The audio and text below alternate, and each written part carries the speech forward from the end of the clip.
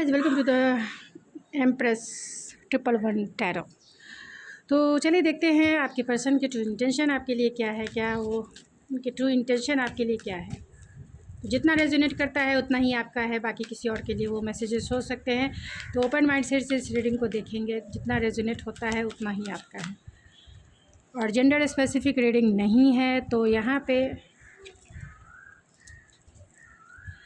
8 of vents, King of Swords, 4 of Wands and the Chariot, Strength and bottom of the deck है the World।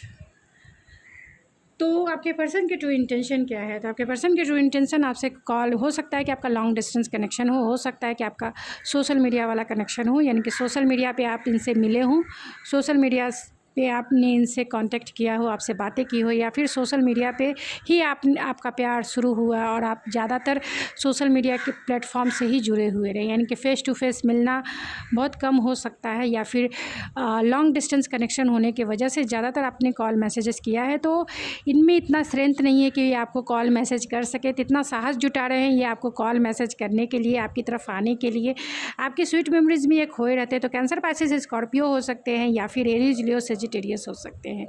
Taurus, Virgo, Capricorn भी है। तो जो सबसे ज़्यादा स्ट्रांग है वो कैंसेरियन एनर्जी है, एंड जेमिनी भी हो सकते हैं, एक्वेरियस भी हो सकते हैं। तो ये पर्सन बहुत मिलिट्री में हो सकते हैं ये पर्सन, या फिर किसी डिसिप्लिन लाइफ को जीने वाले इंसान हो सकते हैं। बहुत प्रैक्टिकल, बहुत इंटेलेक्चुअल इंसान है, और ये ऐसे इंसान हैं जो बहुत प्रैक्टिकली चीज़ों को सोचते हैं। तो जब भी आपकी तरफ आएंगे एक डिसीजन लेके, एक सॉलिड डिसीजन लेकर ही ये आपकी तरफ आएंगे, यानी कि प्रैक्टिकल वे में आएंगे, इंटेलेक्चुअल वे में ही आएंगे, यानी कि जो सही है, क्योंकि ये एक्वेरियस है, बहुत इंटेलिजेंट है।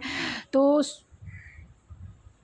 कोल्ड हार्टेड भी ये हो सकते हैं आपकी तरफ, यानी आपके कॉल मैसेज को बहुत पहले इन्होंने बहुत इग्नोर किया, लेकिन अभी इनके ट्रू इंटेंशन यही है कि साहस जुटाकर ये आपको कॉल मैसेज करें, आपसे ये बातें करना चाहते हैं। इस रिश्ते में क्लियरिटी के साथ ही आगे बढ़ेंगे, यानी इंटेलेक्चुअल वे में आगे बढ़ेंगे।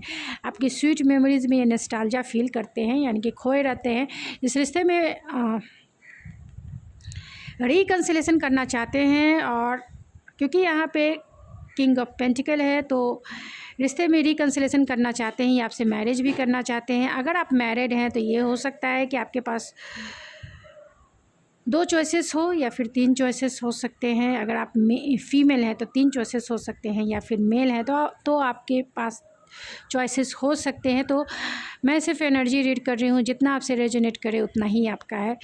तो हो सकता है कि आप या आपके पर्सन मैरिड हो, तो क्योंकि ये आपको कमिटमेंट देना चाहते हैं, क्योंकि ये किंग ऑफ पेंटिकल का जो कार्ड होता है वो ऑलरेडी मैरिड पर्सन का होता है, जो प्रोवाइडर होता है उसका होता है, यानी कि ये आपको देना चाहते हैं, ये आपके साथ लॉयल्टी निभाना चाहते हैं, ये आपके साथ ट्रस्टवर्दी रहना चाहते हैं।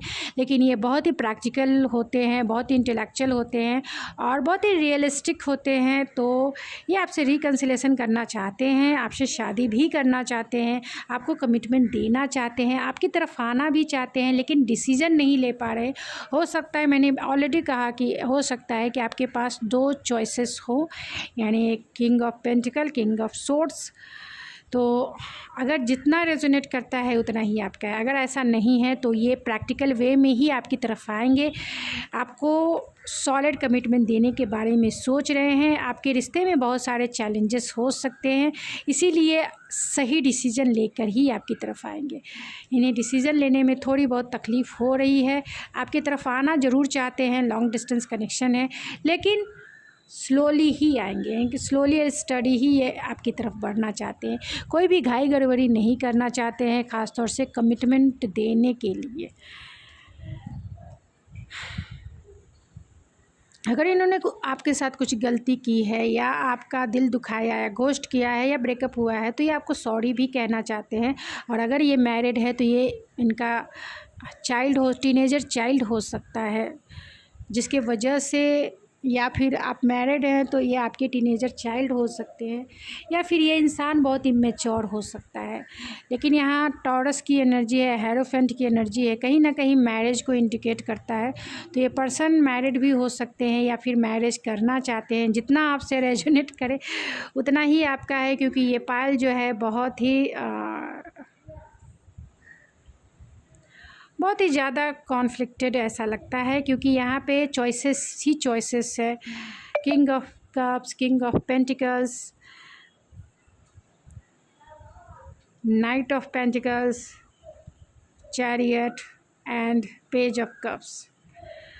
तो उनका टीनेजर बच्चा हो सकता है, जिसके वजह से वो आपकी तरफ नहीं आ पा रहे हैं। उनके पास वो मैरिड भी हो सकते हैं। तो इसके लिए, लेकिन जो भी हो आपकी सिचुएशन, इस रिश्ते में वो आपकी तरफ आएंगे, लेकिन स्लोली और स्टडी ही आना चाहते हैं, क्योंकि इस रिश्ते में डिसीजन एक क्रॉस रोड है। एक मेजर डिसीजन, लाइफ के मेजर डिसीजन लेकर ही वो आपकी तरफ आएंगे। एक मेजर लाइफ के लेसन सीख कर ही वो आपकी तरफ आएंगे। इस रिश्ते में विक्टोरियस फील करना चाहते हैं, आपको वो जीतना चाहते हैं। तो चलिए ऑरेकल से देखते हैं। फिर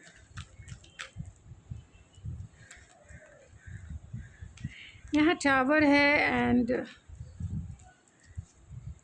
लेजीनेस है। कहीं ना कहीं वो आपके साथ काम करने में, यानी आपके साथ इस रिश्ते में वर्क करने में कहीं ना कहीं ये लेजीनेस दिखा रहे हैं, यानी कि डिसीजन लेने में ये लेजीनेस दिखा रहे हैं। यानी आपकी तरफ आने में ये लेजी हो रहे हैं, बहुत लेजी हो रहे हैं। आएंगे ज़रूर, लेकिन बहुत टाइम लगाएंगे। तब तक आपको वेट करना चाहिए, नहीं करना चाहिए, आपका डिसीजन हो सकता है। लेकिन अगर ये मैरिड हैं तो क्या आपको इस रिश्ते में रहना है, ये आपको सोचना है। नहीं तो अगर आप आगे बढ़ चुके हैं तो आगे बढ़ जाइए, क्योंकि यहाँ टावर है। तो आपके रिलेशनशिप में टावर मूवमेंट आया है, यानी डिवाइन इंटरवेंस हुआ है। ये आपको लेके कहीं ना कहीं पैशनेट भी हैं और आपके साथ न्यू बिगिनिंग करना ज़रूर चाहते हैं, लेकिन सॉरो भी है, लॉस वाली फीलिंग है। कहीं ना कहीं ये आपको लेके क्योंकि हो सकता है कि आपकी बातें इनसे नहीं हो पा रही होगी, नो कांटेक्ट सिचुएशन हो सकता है, या फिर ये कुछ कर नहीं पा रहे होंगे, इसके वजह से ये स्टक फील करते हैं, यानी डिसीजन लेने में स्टक फील करते हैं। क्योंकि अगर ये मैरिड हैं तो ये डिसीजन नहीं ले पा रहे हैं, मैरिड हैं तो छोड़ नहीं पा रहे, क्योंकि इनका बच्चा भी हो सकता है। और ये आप दोनों के रिलेशनशिप में टावर मूवमेंट आया है। तो अगर आप इस रिश्ते से मूव ऑन हो चुके हैं तो आगे बढ़िए, पीछे मुड़ के ना देखें। किसी की भी रीडिंग देखकर आप अपने लाइफ के डिसीजन ना लें हमेशा, अगर आगे हैं, क्योंकि ये मैरिड है, ये आपको कुछ नहीं दे सकते हैं। तो न्यू पर्सन आपकी लाइफ में ज़रूर आएगा। इसी होप के साथ आप आगे बढ़ गए हैं तो आगे बढ़ जाइए। तो चलिए देखते हैं आपके लिए गाइडेंस क्या है, डिवाइन की तरफ से आपके लिए क्या गाइडेंस है। तो डिवाइन की तरफ से आपके लिए यही गाइडेंस है, लेजेंड है, learn from those who inspire you. तो डिवाइन आपसे यही कहना चाहते हैं कि आप क्या आइडियोलॉजी फिट कर रहे हो जो दूसरों के लिए इंस्पायर करे। तो आप एक ऐसी आइडियोलॉजी सेट करो जिससे लोग आपकी सिचुएशन से, आपके लव लाइफ से इंस्पायर हो। ऐसी सिचुएशन क्रिएट ना करो, ऐसा एक्शन ना लो जिससे लोग आप से डीमोटिवेट हो, आपसे लोग मोटिवेट हो, आपसे इंस्पायर हो, वैसा लेजेंड क्रिएट करना है।